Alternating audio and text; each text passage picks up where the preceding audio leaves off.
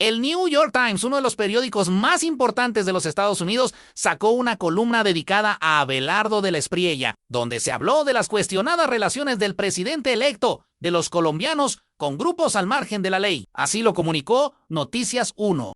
El New York Times incluye en su edición de hoy un perfil del presidente electo de Colombia. Dice que él pasó de trabajar con narcotraficantes a declararles la guerra, que lo investigaban las agencias federales y que el narco, el abogado y el agente federal con quienes tenía relación están pagando sus penas en prisión. El diario The New York Times publicó hoy un perfil del presidente electo Abelardo de la Espriella, resaltando en su título que él pasó de defender narcotraficantes a declararles la guerra. El artículo, escrito por Annie Correal y David Ovalle, comienza por decir que el hoy presidente electo se movía en el mundo turbio de los abogados de polvo blanco y cuenta la historia de su vida en Miami. Dice también que agentes federales investigaban sus movimientos y transacciones, que 5 testigos aseguraron que sí hubo agentes examinando sus movimientos físicos y financieros, pero que al comenzar la campaña se le certificó que ya no estaba siendo investigado. De la Espriella, sin licencia para litigar fuera de Colombia, se había establecido en Miami para montar una oficina de abogados. Allí contrató a recién egresados con licencia local y comenzó a pasar tiempo con Jorge Luis Hernández, un ex narcotraficante que se identificaba como asistente de la Espriella. Su oficina se dedicaba, según el periódico, a conseguir narcotraficantes que quisieran reducir sus condenas convirtiéndose en testigos o informantes de agencias federales. Hernández fue procesado por lavar $2.5 millones en el mismo expediente que sentenció al profesor de Derecho Bruce Bagley por idéntico delito. Al igual que el abogado, en ese momento paga prisión en Estados Unidos por un caso no relacionado. La relación de su oficina con las agencias federales se daría a través del agente John Costanzo, que fue condenado por soborno en otro caso no relacionado. El periódico cuenta, con base en relatos de sus allegados, que el restaurante bar que junto con su amigo Silvestre Dangond fundó en Miami, Liquor Dreams, era el lugar en el que socializaba, con un tabaco y una copa en las manos, y que allí iban a cantar expresidentes colombianos, y que en cualquier momento de la noche, de la Espriella tomaba el micrófono y se ponía a cantar ópera. En el mismo lugar han visto el fracaso comercial sus rones y sus vinos, y finalmente el sitio mismo, que según el Times fue vendido. Según uno de sus abogados entrevistado por el Times, él perdió prácticamente en todo, excepto en el sector inmobiliario.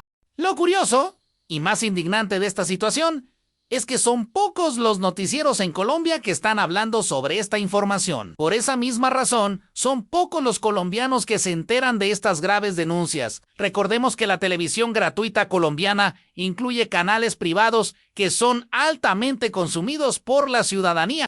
Estos, en su mayoría, siempre han respaldado las ideologías de derecha, pues son controlados por grandes empresarios, que han buscado siempre defender sus intereses. Y aunque no hay registros de un apoyo de canales como RCN y Caracol Televisión a la campaña presidencial de Abelardo de la Espriella y a su eventual gobierno, para muchos colombianos las noticias transmitidas desde estos canales carecen de imparcialidad, profundizan poco en los escándalos que involucren a políticos de derecha y, al contrario, se piensa que les lavan la imagen.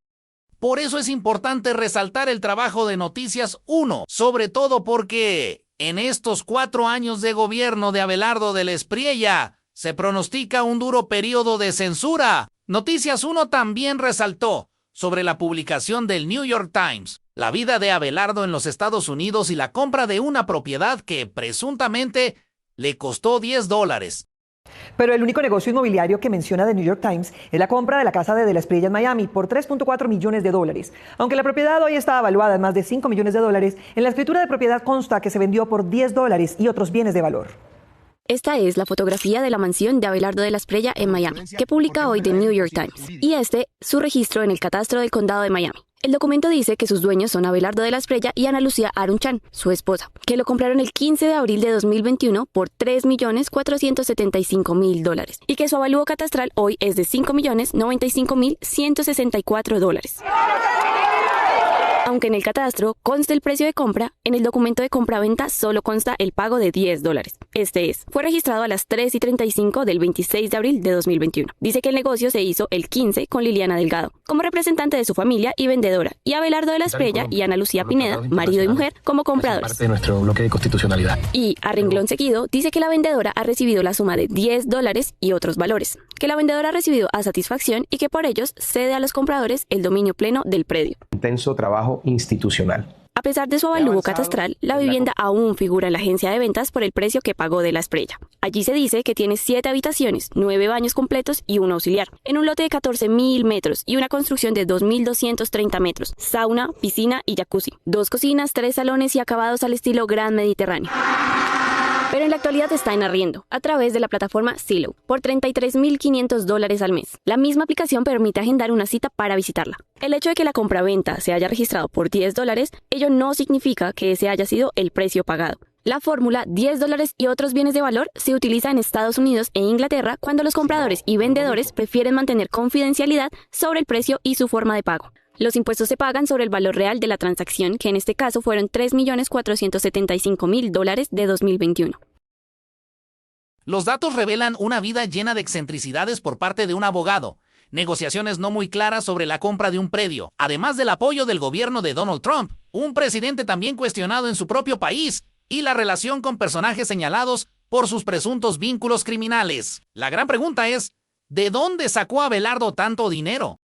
Lo cierto es que no solo el New York Times ha puesto los ojos sobre el presidente de Colombia. La serie internacional El Señor de los Cielos, en el primer capítulo de su temporada 7, hace referencia a un abogado que está relacionado con comercializadores de polvo blanco y, curiosamente, se apellida de la estrella. ¿Cómo que quieren? ¿Cómo? Te come que adivina. ¿Es una casualidad o una coincidencia? Déjamelo saber en los comentarios. Lo cierto es que, al parecer, quienes saben muy poco de su presidente son muchos colombianos que siguen creyendo en la idea de que Abelardo es el elegido de Dios y que les va a construir una patria milagro. Pero el verdadero milagro es que la gente pueda informarse bien y despertar de ese sueño de fantasías, porque cómo se ven las cosas no es como dicen algunos jugadores de fútbol, especialistas en patear un balón, pero no precisamente en conocer la historia de su país, ni mucho menos en leer, que se acabó la horrible noche. Por el contrario, hoy podríamos decir con total certeza que empiezan momentos oscuros para esta nación, porque pasar de un presidente preocupado por los derechos de la clase obrera trabajadora a uno que ha abogado por personas vinculadas con grupos ilegales representa para muchos un enorme retroceso. Lo que hoy denuncia el New York Times no es cualquier cosa. Hoy podríamos estar frente a uno de los hechos más catastróficos que quedarán registrados en la historia de nuestro país. Haber elegido un presidente que defendió a grupos paras. Sin duda, esta información nos deja una vez más con el sinsabor de que la elección de Abelardo de la Espriella no es más que una cachetada para las víctimas de los grupos armados ilegales en nuestro país.